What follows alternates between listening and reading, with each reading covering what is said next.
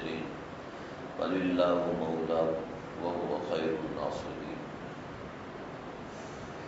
سورہ آل عمران کی آیت نمبر 149 اور 150 میں غزوہ احد کا ذکر چل رہا ہے۔ اللہ ارشاد فرما رہے ہیں یا ایھا الذین آمنوا، اے ایمان والو، ان تطیعوا الذین کفروا، اگر تم اطاعت کرو گے ان لوگوں کی جنہوں نے کفر کیا، یردوکم علی اعقابکم، یہ محاورہ ہے کہ ایڑیوں کے بل پھر جانا، اس کا مطلب ہے کہ وہ تمہیں واپس لوٹا دیں گے، فتنقلبوا، اور تم بھاگ جاؤ گے، خاسرین، ہار کے، شکست کھاتے ہوئے، خسارہ پاتے ہوئے۔ خاسرین کا ترجمہ ہوتا ہے خسارہ پاتے ہوئے۔ یہاں پر موقع کے مناسبت سے ترجمہ یہ ہوگا کہ شکست کھاتے ہوئے تم واپس لوٹ جاؤ گے۔ یردوکم علی اعقابکم، یہ محاورہ ہے کہ ایڑیوں کے بل گھوم جانا، ان کے اعتبار میں گھومتا ہے تو ایڑیوں کے بل بھی گھوم سکتا ہے، اور ایڑیوں کے بل گھومتا ہے اور ایڑیوں کے بل گھومنے میں تیزی ہوتی ہے، تو یہ ایک اصطلاح ہے، یعنی کہ پاؤں کا الٹا ہو جانا، پاؤں کے الٹے ہو جانے سے، تو یہاں پر اس لیے استعمال کیا گیا، مراد اس سے شکست ہے۔ بل اللہ مولاکم، لیکن تم خسارہ کیوں پاؤ گے؟ بلکہ اللہ تمہارا مولا ہے۔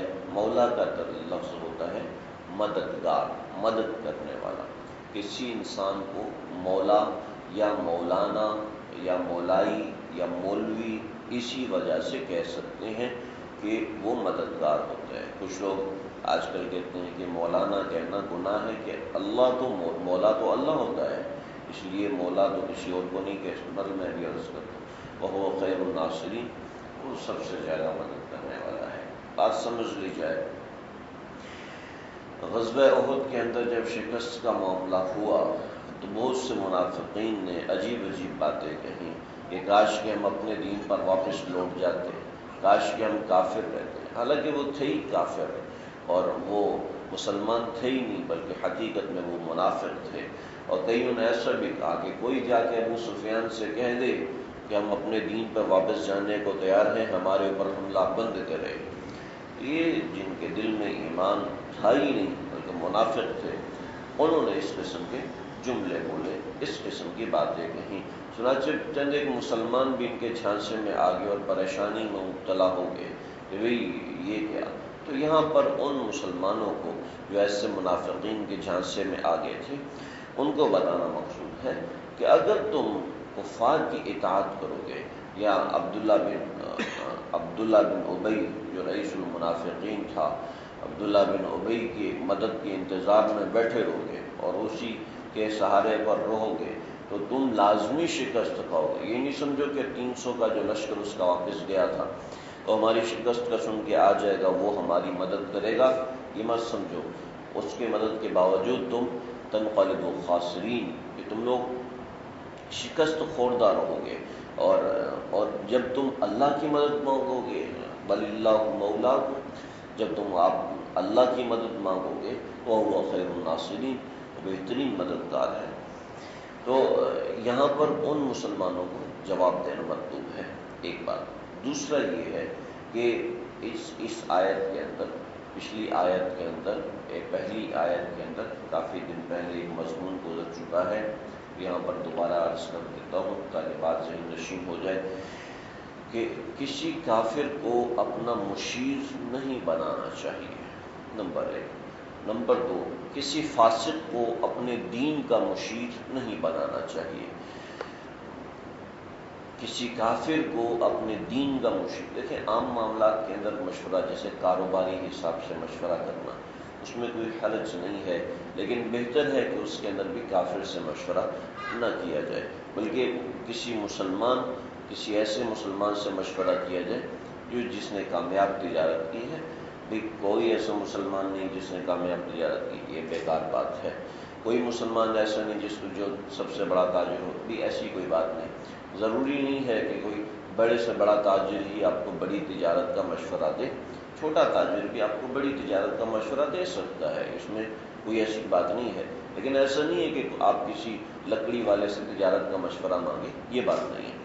تو عرض کرنے کا مقصد یہ ہے کہ کوشش کرے کہ کسی مسلمان سے مشورہ کیا جائے، اور پھر دنیاوی معاملات میں، لیکن دینی معاملات کے اندر کسی کافر سے، کسی فاسق سے مشورہ مانگنا یہ صحیح نہیں ہے۔ آدمی کا ہمیشہ ہمیشہ خسارہ ہوگا، ہمیشہ ہمیشہ نقصان ہوگا۔ بہت سی ایسی ویب سائٹس آپ کو ملتی ہیں کہ جس کے اندر آپ کو بچوں کی صحت کے حوالے سے مشورے دیں گے، بچوں کی تربیت کے حوالے سے مشورے دیں گے، جو لڑکپن میں لڑکے ہیں ان کی، جو لڑکپن میں لڑکیاں ہیں ان کی، اور اسی طریقے سے آپ کی اولاد کسی بھی نہج پر ہے اس کے حوالے سے آپ کو مشورہ دینے کے لیے کافروں نے ویب سائٹیں بنائی ہوئی ہیں، اور اس میں وہ مشورے دیتے ہیں۔ بھئی ایسوں سے مشورہ نہیں لینا چاہیے، ایسوں سے مشورے سے ہمیشہ ہمیشہ خسارہ ہوگا، نمبر ایک۔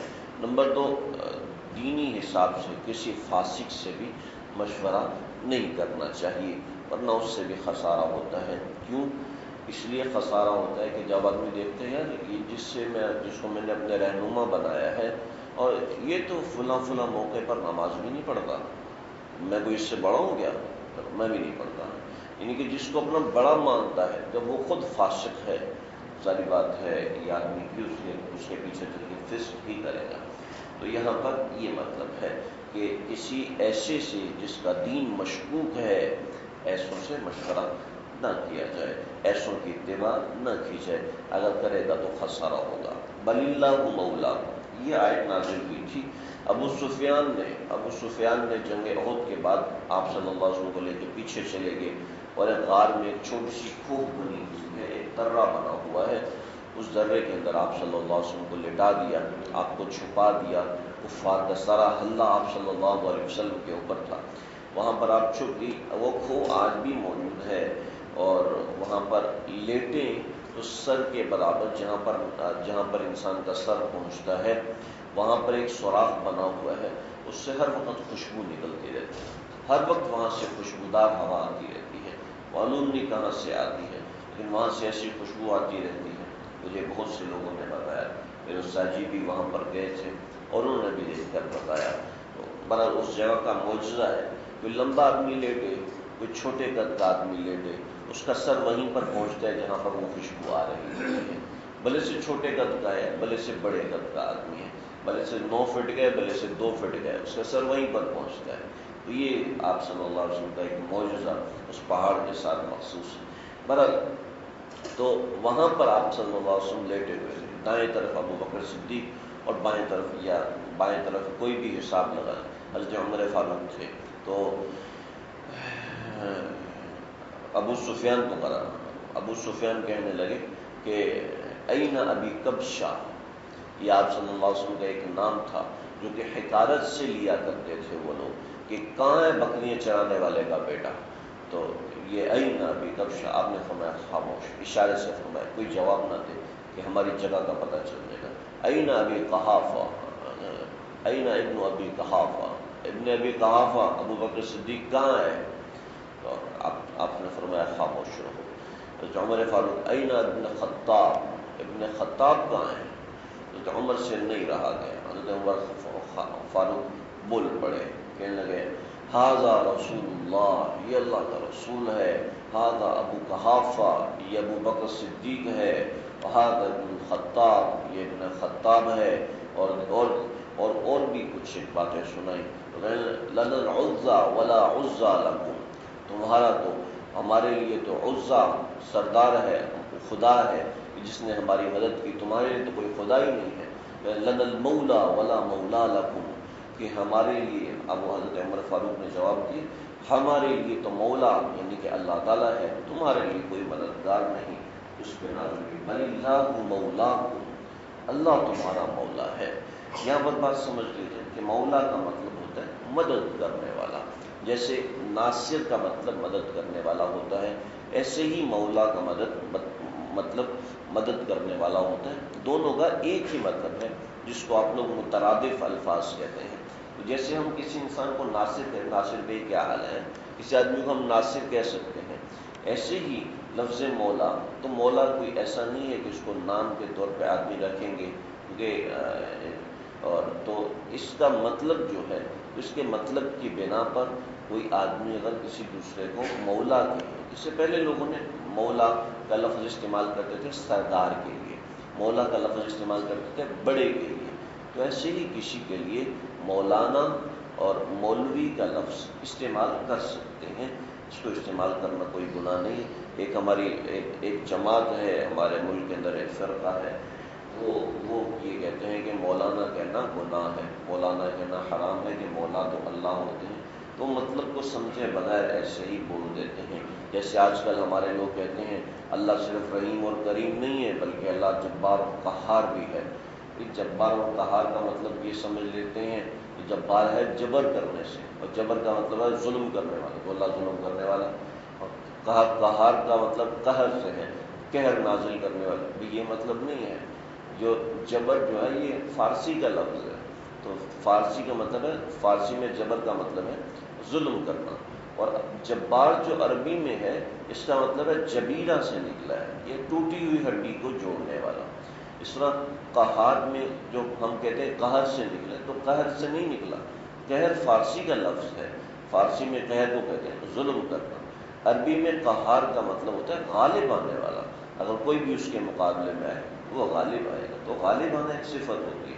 تو ہمارے یہاں بھی مولا جو سمجھتے ہیں اے ہمارے مولا، تو ہم مولا جو اللہ کو کہہ رہے ہوتے ہیں تو اردو کے حساب سے کہہ رہے ہیں، عربی کے حساب سے نہیں کہہ رہے ہوتے۔ عربی میں مولا کا مطلب ہوتا ہے مدد کرنے والا، کسی کی حمایت کرنے والا، یہ مولا ہے۔ آپ صلی اللہ علیہ وسلم نے بھی یہ لفظ استعمال کیا، یا زید انت مولا انت اخونا و مولانا، اے زید تو ہمارا بھائی ہے، تو ہماری مدد کرنے والا ہے۔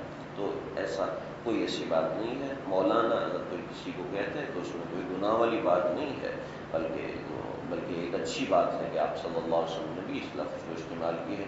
وَهُوَ خَيْرُ النَّاصِرِينَ، اللہ بہترین مدد کرنے والے ہیں۔ بھئی اللہ جب بہترین مدد کرنے والے ہیں تو شکست کیوں ہوئی؟ انشاءاللہ اس کے حوالے سے درس ہوگا۔ اللہ سبحانہ